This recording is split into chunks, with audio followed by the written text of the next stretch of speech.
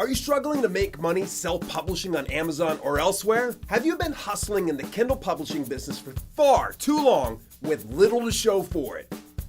Then, you might be guilty of 7 self-publishing mistakes. To find out more, stick around.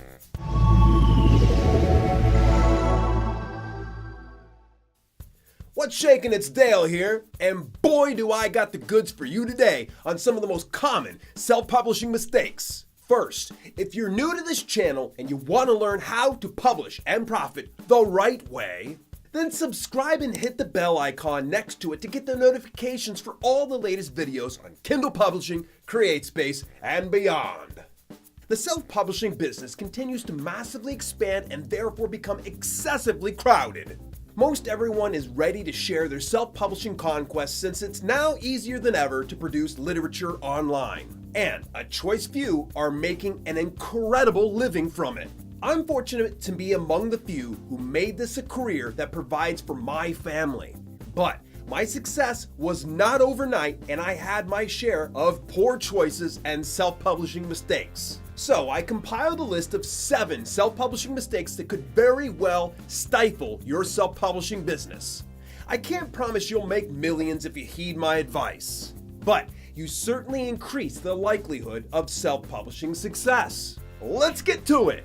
Your book title sucks. Early in my self-publishing career, I created clever book titles. But the problem was no one ever enjoyed my efforts. Truthfully, no one was looking for my books. Why?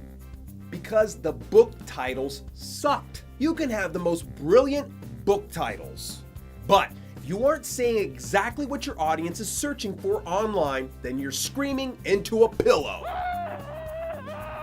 Find and use keywords relevant to what your target audience searches. Don't be a spam artist and front load your title with a bunch of nonsensical phrases or crazy combination of keywords.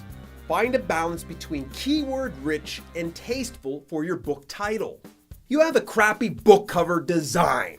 All readers judge a book by its cover, so don't pass off amateur graphic design for 5-star classics. Amazon Cover Creator and online cover designing software come with pre-formatted cover designs that just don't cut the ketchup. I'd be amazed if a crap cover could even draw money, much less flies. If you aren't a cover designer, then hire an experienced professional. And if you don't have the money, then find a way to raise the funds to hire a good cover designer. The investment is worth it, and your payday will reflect the quality of your cover. Pricing your book too high. Assuming you have a great book title and cover, you still don't see book sales. You may need to re-examine how you are pricing books on Amazon. Price your book around the same cost as your competition, but stay realistic.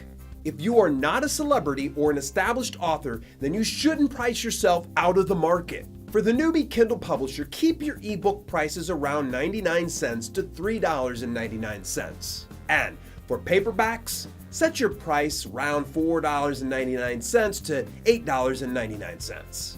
Remember, if someone orders your paperback, they still have to pay for shipping and taxes. So you shouldn't expect them to pay more than $10 for a book.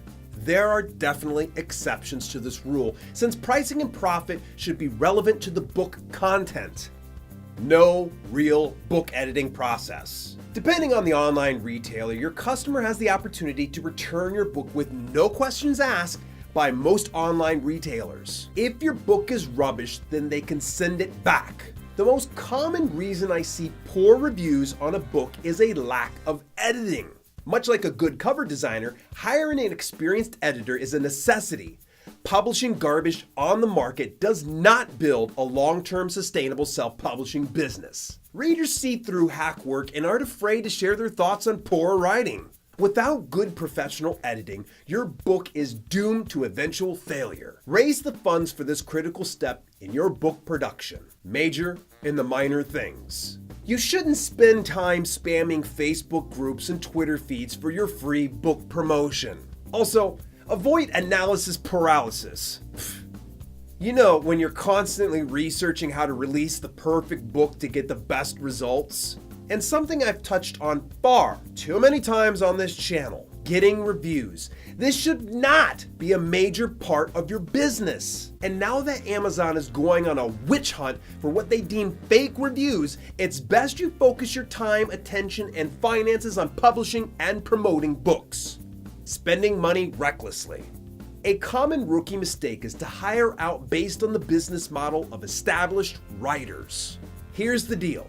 Veteran self-publishers have enough monthly income to scale their business. So, they can hire virtual assistants, multiple freelance writers, cover designers, and editors. However, if you are new to self-publishing, then save your money and build your business one brick at a time. This means you should only hire out if it's necessary. Produce all your content on your own if you can. Once you have consistently broken about $1,000 or more per month, then consider scaling your business by hiring out. In the meantime, tough it out and gradually grow your business. Chasing the trends, also known as shotgunning or spray and pray. Adult coloring, erotica romance, and no-content paperback books have been all the rage lately. Naturally, once self-publishers see the market trends shift, they adjust their business model to accommodate these changes. This business practice is a never-ending battle to keep up with the ever-changing trends. Self-publishers whose business is chasing trends are running on the proverbial hamster wheel. You'll get instant gratification, but never establish a brand by trying to keep up with the market interest. Stick to what you know and love, then build a brand around it. By building a brand and growing a reading audience, you have a greater chance of survival and sustainability. Self-publishing isn't an easy business, otherwise everyone would do it and become wealthy in the process. You can increase the likelihood of success in this business if you minimize the number of mistakes. Inevitably,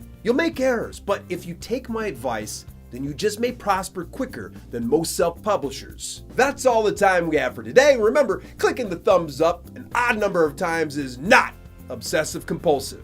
So, click that thumbs up 1, 3, 5, or heck, even 11 times if you feel froggy. Also, if you want to learn more about how to publish and profit the right way, then click the subscribe button and turn the notifications on to get all my latest videos. Now get out there and publish some books, you savvy self-publisher, you.